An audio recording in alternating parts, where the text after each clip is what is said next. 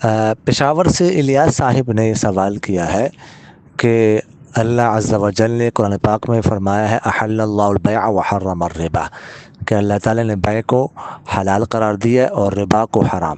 تو بیع اور ربا کسے کہتے ہیں؟ دیکھیے کہ بیع جو ہے نا، بیع یہ تو خرید و فروخت کو کہتے ہیں، کوئی چیز بیچنا خریدنا، اور ربا کا لفظی معنی تو ہے مطلقاً زیادتی، مطلقاً زیادتی کو کہتے ہیں۔ تمام زیادتی کو لغوی معنی کے اعتبار سے شامل ہے، حتیٰ کہ بیع کو بھی لفظ شامل ہے۔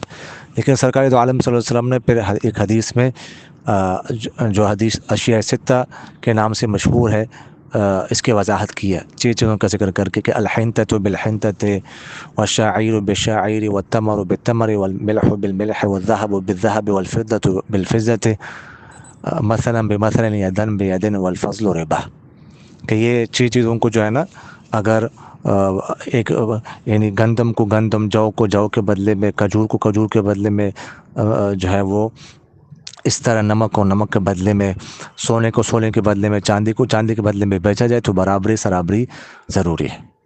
تو جو اضافہ ہوگا وہ ربا سود شمار ہوگا۔ پھر اس کے بعد فقہاء نے اس میں تفصیل کی ہے، تو صرف چیزوں کا ذکر ہے، باقی چیزوں کو اس پر قیاس کیا ہے۔ فقہاء نے مختلف علت نکالی ہے۔ احناف نے اس کے علت نکالی قدر مع الجنس، کہ جو چیز جو ہے نا وہ قدری ہو، یعنی کیل اور وزنی ہو اور جنس بھی ایک ہو، تو پھر وہ یعنی 3.5 سیر کہ وہ چیز ہو اور جنس بھی ایک ہو تو پھر برابری ضروری ہے۔